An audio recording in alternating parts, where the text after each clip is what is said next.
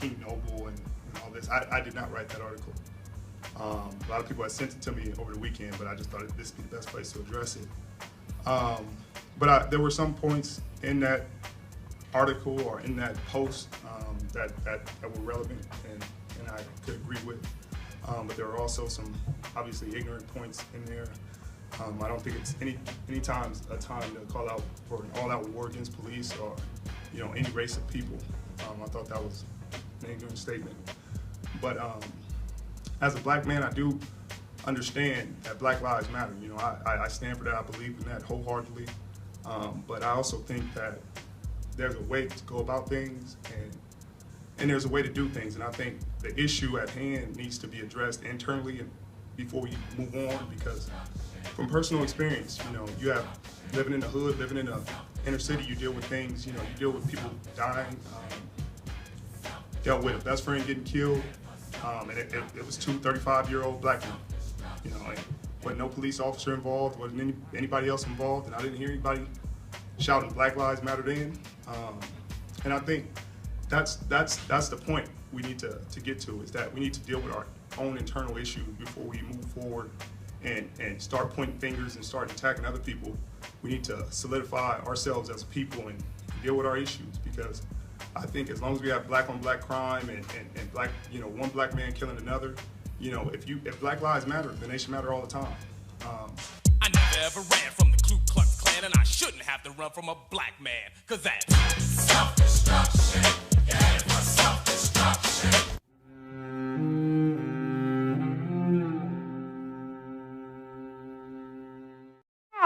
Tell me about it.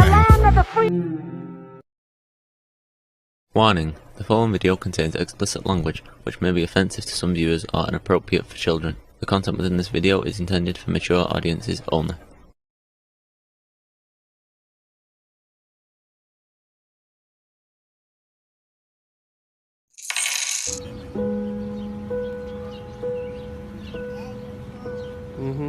Maybe I don't understand this. You're changing, I can't stand this. My heart can't take this damage, and the way I feel can't stand it. Maybe I don't understand it. I got a promise I made that Daddy would always be there. But Daddy been running the streets. I want you to know that I care. But Daddy been running in beef. You know that your father is fair. But Daddy gonna tell you the truth, so his daughter would never be scared. Don't go looking for no one like me. A good man go to school and he work. Don't be looking for thugs that's up in the club selling drugs and be popping them perks. Represent me right. You and your sisters is tight. If one of y'all get in some trouble, remember y'all all gotta fight. I'm proud of you. Young woman I never had met. You was only 4 years old when I died and got shot and was stuck on the steps. Let's look at the stupidity of this statement. Let's take a small town in California called Orinda, California. Let's take a small town. Let's look at the demographics of Orinda, California, because he said that, hey, who's killing who? Let's look at Orinda, California. Orinda, California.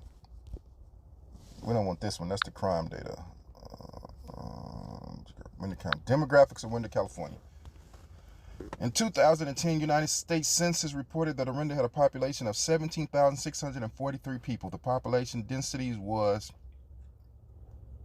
1,389.5 per square miles. The racial makeup of Orinda was 82.4% white American, 0.8% African Americans. That means there was 14,533 white people compared to 149 black people.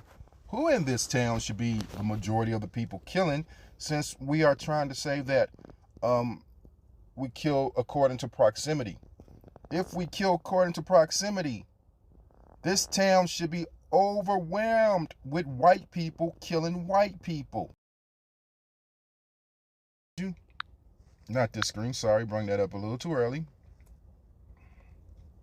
Crime rate in Orinda, California: murders, rapes, robberies, assaults, burglaries, theft, auto thefts, arsons, and crime rate. Now if we look, 2006, per 100,000 people, Orinda didn't have one murder. 2007, no murders. 2008, no murder. 2009, no murders. 2010, no murders. 2011, no murders. 2012, they had 1 murder. 2013, no murder. 2014, no murder. 2015, no murder. 2016, no murder. 2017, no murder. 2018, no murder. 2019, they had 5 murderers. They had 5 murders. So in 2019, 5 white people was killed because, according to Dick Gregory and y'all who say that we kill in proximity, you kill more people in your proximity. So white people should be killing white people. Federal agents have arrested 2 people in connection with the Halloween party shooting in the East Bay. The Bureau of Alcohol, Tobacco, and Firearms says agents recovered a gun connected to several shootings. They're also offering a $20,000 reward for more information on the shooting at the Airbnb rental in Orinda that killed 5 people. Authorities have identified 2 suspects so far. Domiko Dones and Frederick Johnson are facing charges of felon in possession of a firearm. Those are the 5 people that was killed in Orinda in 2019, all killed in one day, which is very rare, so I will say that. But all 5 of these individuals, and I will show you their faces up close. Javon Cunt County, 29. Omar Taylor Jr., 24. Owishana Tompkins, 19. Raymond Hill Jr., 23. Tyon Farley, 22. And respect to Orinda, none of these 5 people was from Orinda. All 5 of these people was from San Francisco or other cities. They came to Orinda for a Halloween party where they was gunned down and killed. So, black people go out of their way to kill other black people. But white people in a city where there was approximately 14,000 of them, there was only 6 people killed. 6 people killed. Let me show you again. 6. From 2006 to 2019, that's 13 years. There was only 6 people killed. 2012 being their highest rate of murder. 2019, they had 5 people that wasn't even from their city killed. So, once again, do we really kill where we lay? And this is the other problem. When we talk about black on black crime, when you go to China, like he said, the majority of the country is Chinese. If there was another race there, let's say that there's Africans there, and Africans were 13. Africans are probably 5% of the population in China. And that 5% was killing at the same rate as that 95%, then there was a problem. If we go to South Africa, because some people are not getting it, let's go look at the demographics of South Africa.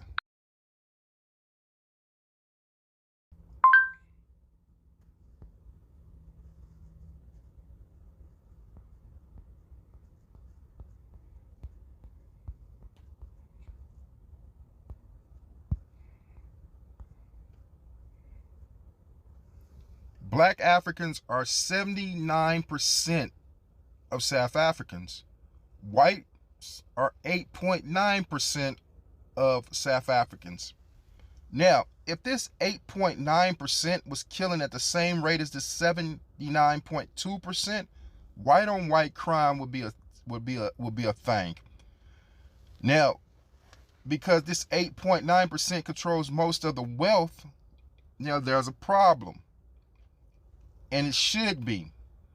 Now, in America, why black on black crime is a thing? Because let's go back and look at the demographics.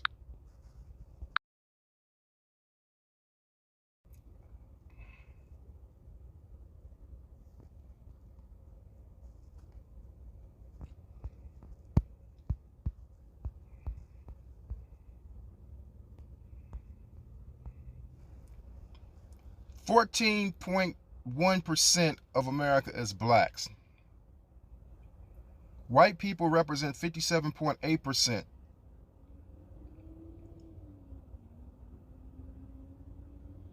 Composing Hispanics are 18.7%. Now, 57.8% is killing at the same rate as 14.1%. Not even that. 51% of all homicides. In 2020, 3,573 murder victims in the United States was female. Of those, 1,900 were white and 1,400 were black and 470 were Hispanic. So white women probably make up 30% of the country. And you're telling me 6% of the country is only 5 murders behind them? Okay. Now, number of murder victims in the United States in 2020 by race, ethnicity, and gender. There was 17,000. There was a total white people who was 50% of the country. 7,029 was white people. 9,913 was black people. Of that, 8,469 was males. You're telling me 13% of the country is out killing 57% of the country. So that's why black on black crime is a problem. All of these 9,913 wasn't killed by black people, but 93% of them was. So 93% of these murders are committed by black people. So when people talk about black on black crime, this is what they're talking about. Damn, bro, what happened? Got killed, bro. The fuck? Why look like my man though? Hold on. Dare shooter, I was only 26 when you took my life. You left my daughter without a father, and that ain't right. You left my mother and father crying, staying up for nights. You shot and killed me for nothing, I ain't even put up a fight. It was crazy as you was black and looked just like me. If Black Lives Matter, then why we kill us more than police? Land of the free, but ain't nobody safe in these streets. Children is dying at early ages, resting in peace. Dare shooter, why you keep taking our children? Shooting civilians and killing innocents by the millions. Trapping, drug dealing, and having shootouts in front of children. Shooting and killing and leaving bodies in abandoned buildings. Dear shooter, if you reading this, it's too late. Which mean I'm already on my way to the pearly gates. But all I ask is you put the guns down and stop this violence. And stop this wilding and help to stop these youngins from dying. Damn, bro. Shit out here wild.